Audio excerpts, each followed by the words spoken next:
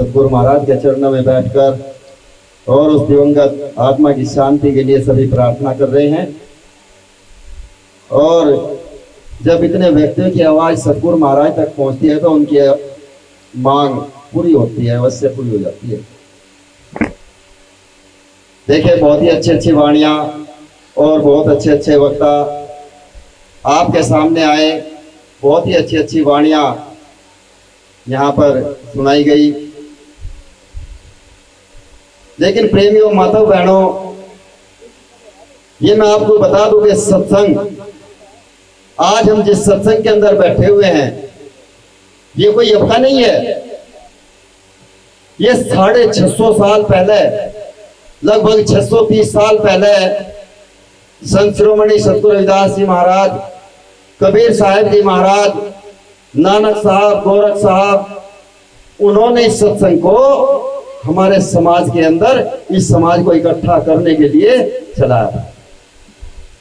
गुरु रविदास जी महाराज ने प्रमाण भी दिया था, कहा संत संगत मिल रही है माधो जैसे मधुमक्खीरा। मेरे समाज के लोगों, इस तरह से मिल जाओ, इस तरह इकट्ठा हो जाओ जिस तरह से मधुमक्खी इकट्ठा होती है। देखिए मधुमक्खी भाई, देखी होगी ना।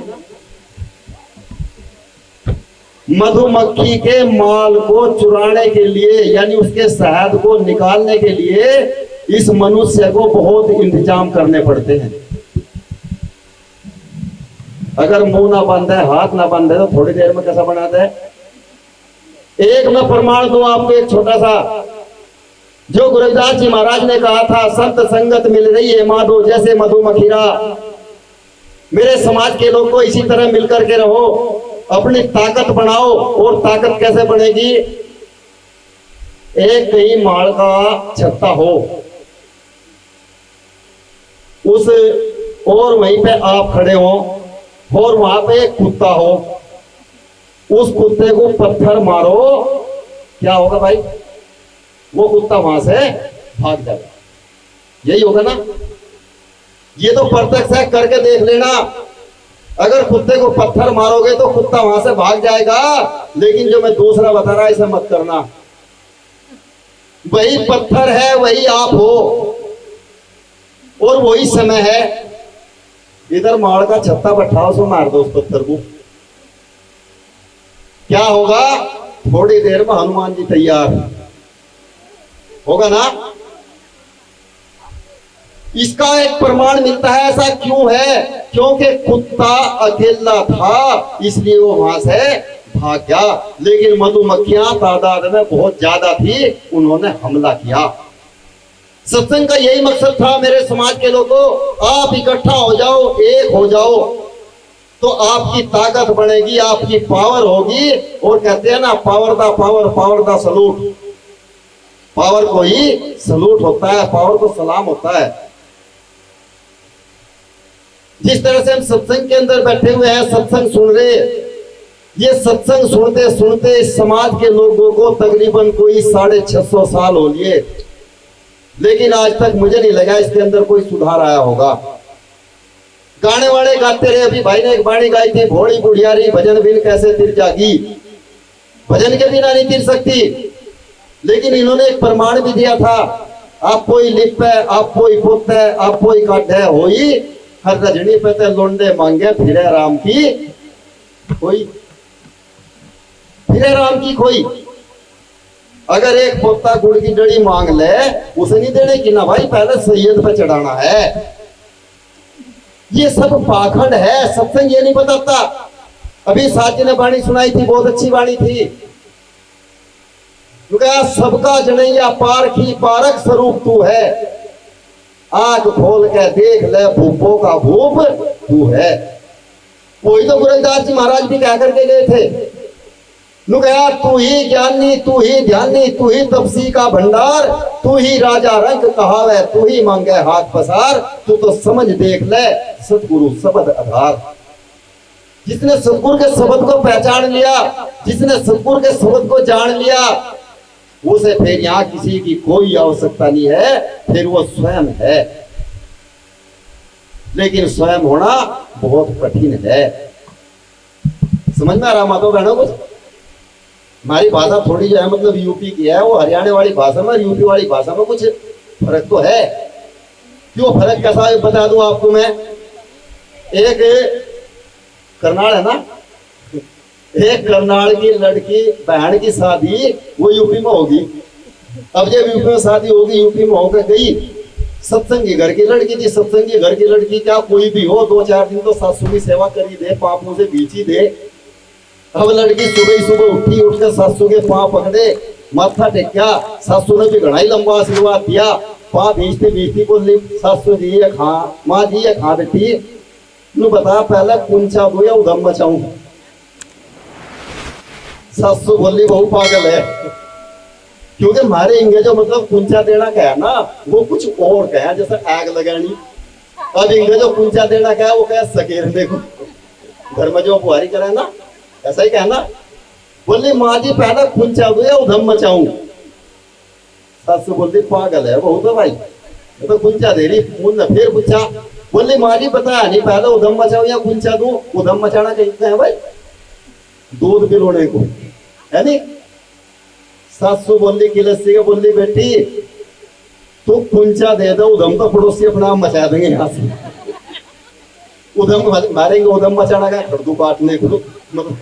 तो भाषा का फर्क हो जाना, जो समझ में ना आवे तो दिग्गज से पूछ लियो, है नहीं बात, पूछ लेना चाहिए।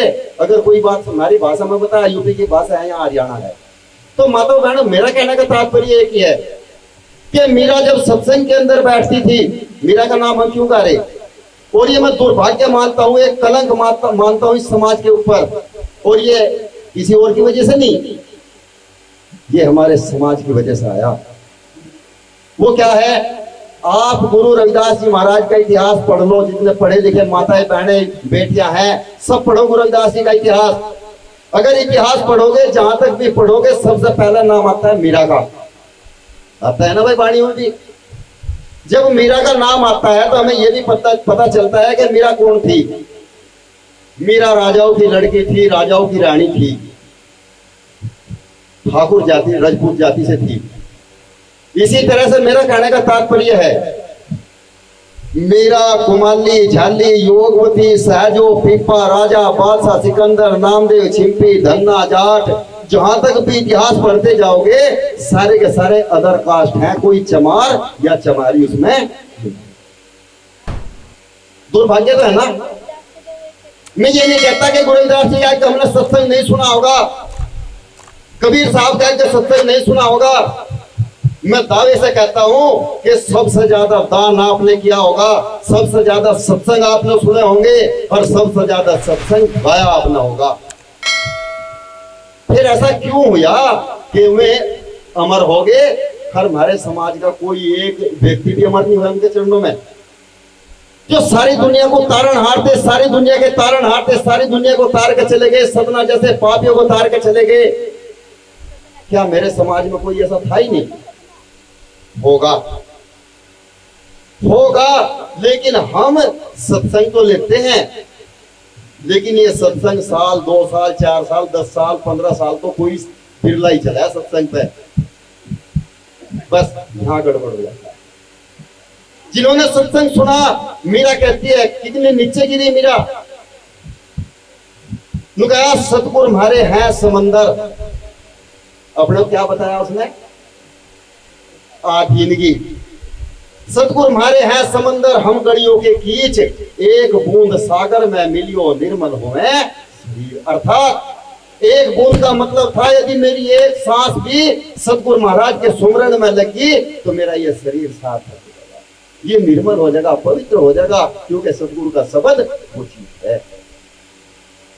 लेकिन हम क्या करते हैं कि हम जिस पर 2 बाणी गानी आ गई, हमारे समाज के अंदर जिस पर 2 बाणी गानी आ गई, अगर वो कोई बहन हो तो वो मीरा से भी ऊपर समझ ले अपने आप को। और कोई अगर सत्संग की साध हो, उस पर 2-4 बाणी गानी आ गई तो वो महात्माओं से का समनदास का ज्ञान भिक्षु बन जा। फिर ये दुर्भाग्य हमारा है। हम अपने आप को नीचे नहीं समझते, हम अपने आप को बहुत ऊपर समझने लगते हैं। हम केवल सतगुरु महाराज के प्रचारक हैं, प्रचार कर दे, और इससे ज्यादा हमारी हैसियत कुछ भी नहीं। आज मुझे दुख होता है इस बात का। हमारे समाज के अंदर आप चाहे चाहे कहीं तक भी चले जाओ, कम से कम भी गुरु रविदास जी के नाम पे 1 करोड़ साधु पूरे भारत के नहीं, विदेशों के अंदर भी 1 करोड़ साधु आप जैसों की वजह से हमारे जैसे मौज ले रहे। चाहे वो कबीर पंथी हो, चाहे वो नाथ पंथी हो, चाहे रविदासी हो, समनदासी हो, किसी मत का भी महात्मा हो। आपने कभी देखा कोई नाथ पंथी जाएगा कहीं ठाकुर राजपूतों में सत्संग कराया क्या? कहां बजाया तुम बाप? चमारों में बजाया ना, परा तो नहीं कहीं होता। ये मैं हंसने के लिए नहीं कह रहा, ये मैं कह रहा इस चीज को ज्ञान कराने के लिए। कोई कबीर पंथी कहीं जुलाओ में जाकर सत्संग कराए क्या? चमारों में बजाना तुम बात हो। रविदास का चमारों में बजाना, हमारा सबका चमारों में बजाना। क्यों बजाए? क्योंकि हमें उन महापुरुषों ने एक प्रथा बताई। सत्संग जब चला, मैं ये बताना चाह रहा आपको, कबीर साहब, नानक साहब, गोरख साहब, उनकी जो विचारधारा इस समाज के प्रति क्या थी, उनकी विचारधारा एक थी जिसलिए सत्संग चला था। आपने यहाँ पैसे रखे ना, 2 रुपए 10 रुपए रखे ना। इसी तरह जब उन्होंने रखवाए तो उन महापुरुषों ने, लेकिन इस पैसे का वे क्या करते थे जो संत थे, ये तो अपने जो बच्चों की परवरिश थी, जो अपने परिवार को चलाते थे, वो अपने मेहनत से, गट्टों की मेहनत से चलाते थे। कबीर साहब कपड़ा बुनते थे, गुरु रविदास जी का अपना व्यवसाय था, नानक साहब का अपना व्यवसाय था, गोरख साहब का अपना व्यवसाय था। जो पैसा यहाँ इकट्ठा होता था, इस पैसे से जो बीमार होता था उसका इलाज करवाते थे, जो भूखा होता था उसको रोटी देते थे, जो नंगा होता था उसको कपड़ा देते थे। इसलिए सत्संग चलाया था। लेकिन आज हमने, हमारे साधुओं ने इस सत्संग का बिजनेस बना दिया। क्योंकि अगर बिजनेस ना, आप चलो मेरे साथ में, मैं वैसे नहीं कह रहा, आप टीवी पे देखो, जितने कथावाचक आप देखोगे, चाहे वो काली कमड़ी वाले को ले लो, जितनी लड़कियां ब्राह्मण कथावाचक है इनको ले लो, एक एक कथावाचक के कम से कम भी ITI, degree college, medical college, hospital, Navodaya school, Gurukul, उन्होंने इतने संस्थान खोलकर अपने समाज को दे दिए कि उनका समाज उसमें नौकरी भी कर रहा है, माताएं बहने और मेरे भाई, और उनके बच्चे उसमें शिक्षा भी ले रहे। मेरे वाले समाज के अंदर कहीं चले जाओ, किसी पंथ के अंदर चले जाओ, सिवाय आश्रम के, मंदिर के, और इससे ज्यादा कुछ भी करने वाले। यही हमारे हरिद्वार के अंदर, मैं हरिद्वार में रहता हूँ, कभी जाकर के देखना, महंतों का हॉस्पिटल, महंतों का डिग्री कॉलेज, महंतों का मेडिकल कॉलेज, महंतों का क्या नाम जो है स्कूल, इंटर कॉलेज। महंत इंद्रेश, उसने अपने समाज के बहनों को, अपने समाज की बेटियों को, अपने समाज के लड़कों को कम से कम भी 20,000 की नौकरी दे रखी है एक महात्मा ने। मेरे समाज के अंदर कौन सा महात्मा मुझे बताओ, किसी ने एक संस्थान भी खोला हो? देखा भाई कहीं से कोई school, ITI, polytechnic, degree college, medical college कोई देखा? गुरु रविदास जी के नाम पे देखा, कबीर साहब के नाम पे देखा, नानक साहब के नाम पे देखा, गोरख साहब के नाम पे देखा? एक चीज मिलेगी, में है आश्रम। और मैं आश्रम में आप नहीं बैठते, सिर्फ एक रात को जाओगे, एक साल में या महीने में। अगर दिन का सत्संग होगा दिन में जाओगे, रात का सत्संग होगा रात में जाओगे, उससे ज्यादा और वहां टिकने वाले नहीं।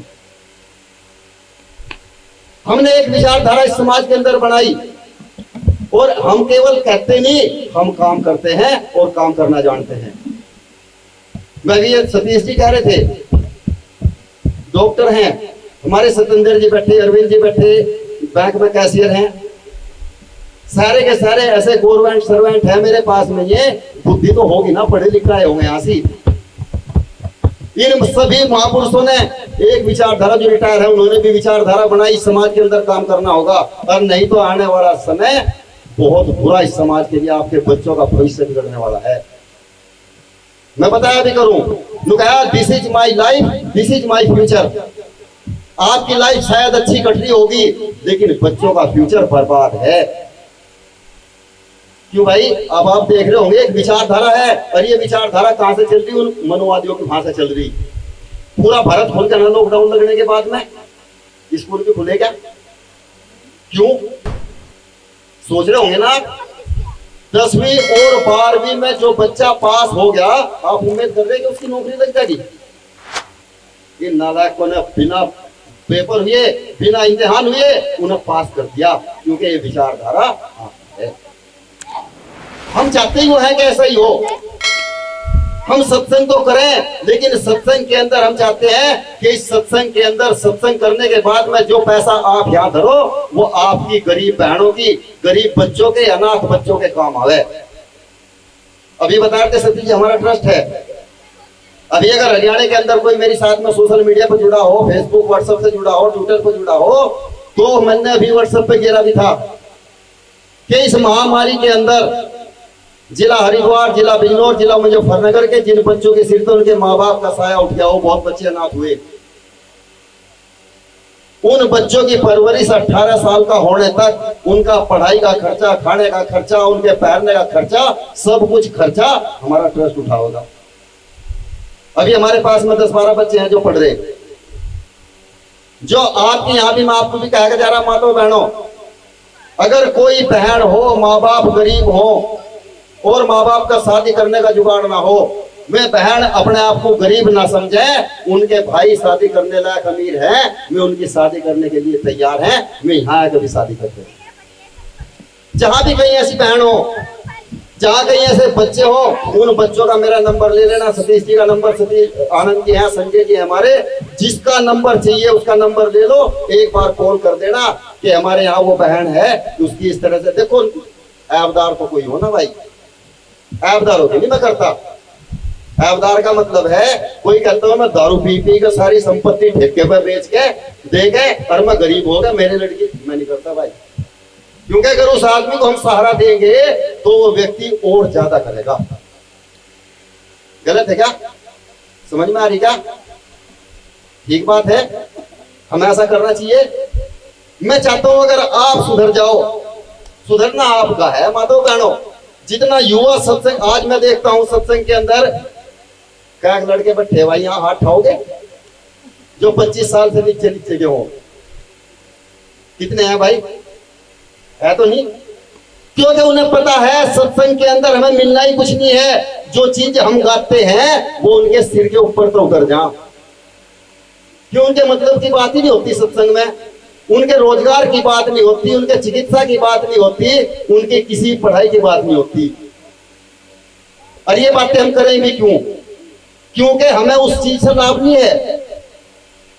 अगर ब्रजेश दास ने, ब्रजेश दास की टीम ने अगर मान लो 30 लड़कियों की, 28 लड़कियों की, 29 की शादी कर दी, तो हमने कोई तीर नहीं मार दिया। लेकिन हमें गर्व अपने आप पे है कि भारत के अंदर हर मिशन के अंदर अगर हमने काम किया तो हमने ये काम अच्छा किया। अनाथ लड़कियों के, अनाथ भाइयों के, अनाथ बच्चों के लिए अगर काम किया तो हमने अच्छा काम किया।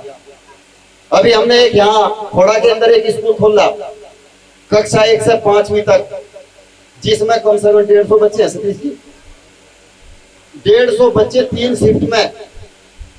कभी माँ बाप से 1 रुपए का सवाल नहीं हमने किया। जो पैसा आप यहाँ देते हो, जो पैसा आप यहाँ धरते हो, उसी आप हमन करवाते हो, इसी पैसे से हम मास्टरों की तनख्वाह देते हैं, माँ बाप से भी पैसा लेते। और हम चाहते हैं कि हरियाणा के अंदर भी हर गांव के अंदर ऐसे ऐसे स्कूल खुले, ऐसे ऐसे काम हो, जिस तरह हम दिल्ली के अंदर भी, हरिद्वार के अंदर 111 बहनों के लिए सिलाई सेंटर खोल रहे, जो कक्षा 1 से कक्षा 5 से 8वीं तक पढ़ी हुई उन बहनों के लिए है। ये काम क्यों है? ये भी विचारधारा आप समझ लेना। कोई सत्संग के अंदर ये बातें नहीं करेगा, ना कोई बतावेगा, मुझे पता, आप बोर हो जाओगे इन बातों को सुनकर। ये सिर्फ एक ही विचारधारा हमारी टीम की है कि जो बहनें 5वीं से 8वीं पढ़ी उनको नौकरी तो मिलने वाली है नहीं, उन बहनों की अगर शादी होगा वे कहीं जाएंगी। अरे भाई तुम्हें पता लड़कों का आजकल क्या हाल है, क्योंकि 100 में सिर्फ 2 लड़के सही सलामत मिल सके, नहीं बाकी सारे के सारे आबदार हो गए। अगर किसी बहन को कोई ऐसा लड़का मिलता है, बहन सत्संगी है, तो वो बहन अपने परिवार को, सास ससुर को, अपने बच्चों को अपनी मेहनत से भी करके रोटी दे सके। ये विचारधारा हमारी है। 6 महीने की ट्रेनिंग होगी बहनों की, 6 महीने बाद उन्हें सिलाई मशीन, कंची, फीता जो भी है पूरी किट सबको दे करके विद सर्टिफिकेट दे करके, वो सर्टिफिकेट ट्रस्ट का वो मान्य रखता है जिस तरह ITI का प्रमाण पत्र होता है। अगर उन बहनों को कोई सरकार में भी किसी एक्सपोर्ट कंपनी में नौकरी मिलनी हुई तो उसी सर्टिफिकेट से उनको सरकारी नौकरी मिल जाएगी, क्योंकि हमारा ट्रस्ट है। इस ट्रस्ट के अंदर मैं आपको बता दूं माताओं बहनों, हम देना क्या चाह रहे हैं और क्या हम करना चाह रहे हैं। आपसे क्या लेंगे हम? आपसे हमें कोई धन नहीं चाहिए, आपसे चाहिए 1 रुपया रोज दे सकें भाई। एक माचिस के पैसे है ना, ज्यादा तो नहीं है, 365 रुपए एक साल में। अब इन 365 को दे करके हमने समाज को अनाथ नहीं छोड़ा। हम चाहते हैं कि समनदास जी महाराज, गुरु रविदास जी महाराज, कबीर साहब 650 साल पहले हुए, लेकिन हम चाहते हैं कि आज भी समाज को गर्व हो कि ऐसे ऐसे संत हमारे सिर पर खड़े हुए हैं, वो हमारे दुख दर्द में हमारे काम आने वाले हैं। वो कैसा होंगे? जिसके पास में हमारा सर्टिफिकेट होगा। उस भाई ने 365 रुपए जमा कर दिए, ठीक है भाई। उस भाई को हमारी वेबसाइट भी है भाई, आप मोबाइल जो चला रहे हैं उन पर देख लेना, गुरु समनदास चैरिटेबल ट्रस्ट लिखोगे और ये पहली बार ऐसी वेबसाइट बनी कि जो भारत के 208 देशों के अंदर जारी करवाई गई। इसी ट्रस्ट की गुरु Samandas rural development charitable trust लिख देना, अपने आप वेबसाइट आ जाएगी। इस वेबसाइट के माध्यम से और इसके माध्यम से जो 1 रुपया ट्रस्ट में देगा उसका आधार कार्ड नंबर होगा। अगर गुरु महाराज पहले तो ऐसा ना करे, हम चाहते हैं, और आज तक हमारे किसी के साथ लिया भी नहीं। हम चाहते हैं कि अगर कभी हो जा कोई चांस, अगर किसी भाई का कहीं जाते हुए हमारे ट्रस्टी का एक्सीडेंट हुआ, अगर एक्सीडेंट हो गया तो उस भाई को हमारा ट्रस्ट 2 दिन के अंदर अंदर 5000 रुपए उसकी इलाज के लिए, मदद के लिए देगा। वो हमें कितने दे रहा? 365 रुपए। हमारा ट्रस्ट कितने देगा? 5000 रुपए। वो ट्रस्ट देने का। आप अगर हरियाणा के अंदर 5000 आदमी जुड़ रहे और आपका 1 रुपया अगर किसी गरीब की सेवा में चला गया तो आपका भी परमार्थ लग गया ना, दान लग गया ना। ये हम नहीं देने के, हम इतने धन्ना सेठ नहीं है, हम धन्ना सेठ कहीं से कोई आसमान में से हमारे पास में धन आ रहा, वो आप ही का पैसा है। हमारे पास में केवल विचारधारा इस समाज को बताने के लिए।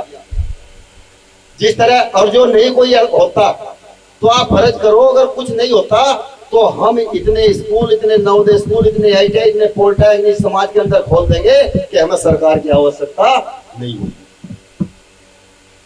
ये हमारी विचारधारा है। क्योंकि आज 500 रुपए जिस बच्चे के फीस के पढ़ाई के ले रहे, हमारा विचार है कि हम 100 रुपए में उस बच्चे को पढ़ावें। अगर एक घर में 4 बच्चे हो तो चारों पढ़ लें, मैं 400 रुपए में पढ़ लें, 2000 रुपए फीस के ना दें। कम से कम जितना पैसा इनके पास बचेगा तो वो इनके बच्चों के भविष्य के लिए काम आएगा। गलत है क्या भाई प्रेमियों? अगर बाई चांस कहीं आंधी में, तूफान में, बिजली में, बारिश में अगर मकान को कोई हानि हो जा तो उस समय हमारा ट्रस्ट उसके बच्चों की भोजन की व्यवस्था के लिए 10,000 रुपए उसे 2 दिन के अंदर अंदर इसलिए देगा। और काम बहुत है ऐसे हमारे लिए जो हम अभी समाज के अंदर करते जा रहे हैं। तो प्रेमियों, माताओं बहनों, देखो अब तक हमने जितना कर लिया, अब तो जागो। लेकिन कारण क्या है इसका कि हम तो होशियार ज्यादा हैं। हम इतने होशियार हो गए कि हमें किसी की सुनने की कोई जरूरत नहीं है। आप इस पैसे को ये मत समझना कि ये हमारे ऊपर काम आवे। अगर लगना है तो अपने इन बच्चों के भविष्य के लिए लगो। इसका पैसा हमारे पास में 1 रुपया नहीं आना। अगर हरियाणा का पैसा है तो वो हरियाणा के खाते में रहेगा। हरियाणा का खाता अलग खुलेगा जिसमें अध्यक्ष, सचिव और कोषाध्यक्ष 3 के नाम पे हरियाणा का खाता खुलेगा। इसमें हमारे पे 1 रुपया नहीं जाना। वो आपका पैसा है, आपके हरियाणा में रहना, आपके स्तर पे लगेगा, जहां आप चाहोगे वहां लगेगा। हमें नहीं आना फिर यहाँ से। जैसे हमने साउथ के अंदर में गया, अभी साउथ के अंदर साउथ वाले यहाँ आए भी थे, तो वहां पे हमने सतगुरु समनदास चैरिटेबल ट्रस्ट अनाथ आश्रम, जो हमारी टीम साउथ के अंदर है, उन्होंने वहां पे एक अनाथ आश्रम खोला जिसमें आज कम से कम भी बहुत बच्चे अंधे अपाहिज आराम से रोटी खा रहे रह रहे। तो ऐसे काम समाज के अंदर होंगे तो हमारा अपने आप ही समाज बढ़ता चले जाएगा। तो प्रेमियों, जैसे मैं बता रहा था, हम होशियार कितने हैं। हमारे धरे सत्येंद्र जी बैठे, सत्येंद्र जी के साथ में घटना घटी। एक दिन क्या हुआ, यमराज यमराज को जानते होंगे ना, यमराज आ गया। अब जब यमराज आएगा सत्येंद्र जी, हाँ बोल रहा भाई आज पहला नंबर आप ही का है, और भाई आपको मेरे साथ चलना।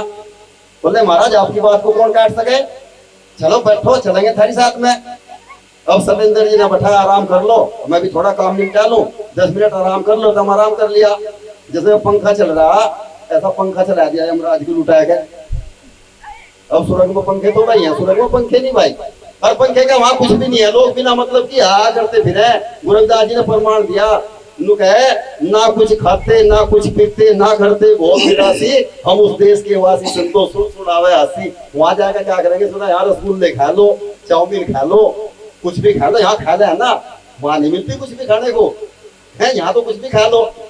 अब यमराज में जब पंखा चला दिया, यमराज को नींद आएगी। घंटा 3 घंटा बीत गया, सत्येंद्र होशियार ज्यादा बन रहा था, बोल रहा भाई ये तो नंबर मेरा ही आएगा।